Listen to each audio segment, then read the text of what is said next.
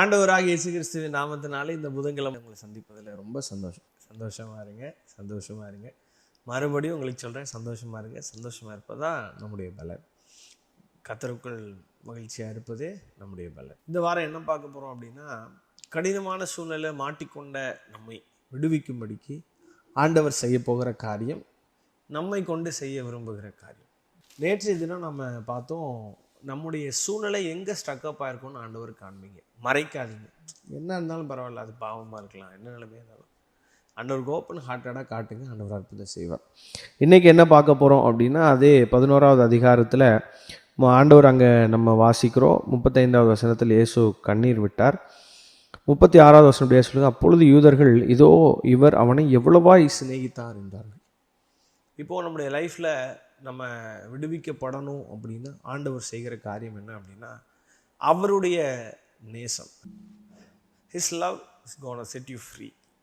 ஆண்டவர் நம்மளை விடுவிக்க போகிறார். எப்படி அப்படின்னா, அவருடைய நேசம் நம்மளை விடுவிக்கும்.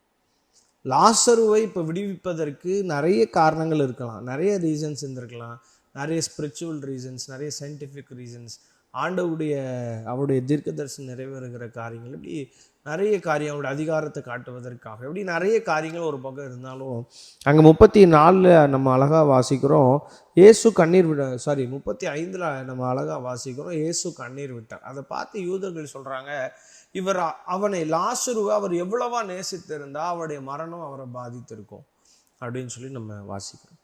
இன்னைக்கு நீங்கள் வெளியே வந்து ஷைன் பண்ண முடியாமல் ஸ்ட்ரக்கப்பாக இருக்கிற உங்களை பார்த்து இயேசு கண்ணீர் விடுறார். ஏன் அப்படின்னா, என் மகன் என் மகள், என்னால் அழைக்கப்பட்ட என் ஜனம் கிரியை செய்ய முடியாதபடிக்கு சத்ருவுடைய வலையில் மாட்டி கொண்டு இருக்குதே, சத்ரு போட்ட தந்திரத்தில் மாட்டிக்கிட்டு நீங்கள் வெளியே வர முடியாமல் தவிச்சிட்டு இருக்காங்களே அப்படின்னு சொல்லி நம்மை குறித்த ஒரு பாரம் ஆண்டவருக்கு உண்டு.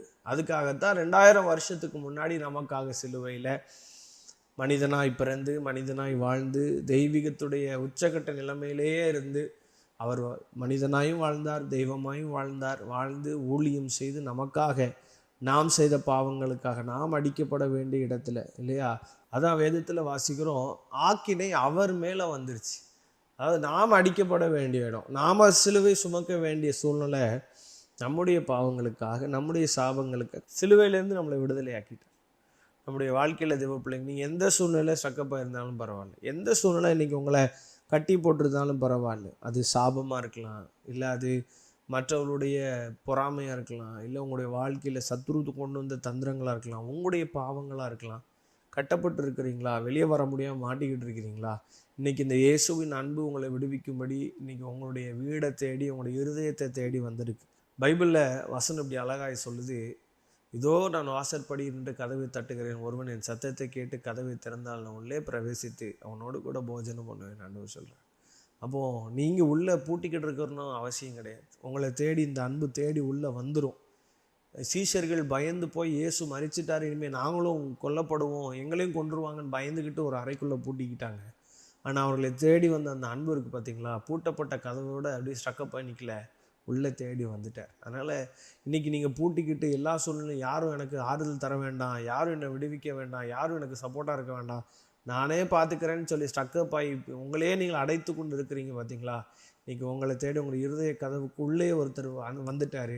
அவர் அன்பின் தெய்வம் இயேசு. அவருடைய அன்பு இன்றைக்கி உங்களை விடுவிப்பதற்காக உங்களை தேடி வந்திருக்கு. அந்த அன்புக்கு உங்களை ஒப்பு கொடுப்பீங்கன்னு சொன்னால் இன்றைக்கி உங்களோட வாழ்க்கை மாறிடும், நீங்கள் விடுதலையாக மாறிடுவீங்க, சந்தோஷமாக மாறிடுவீங்க. God bless you.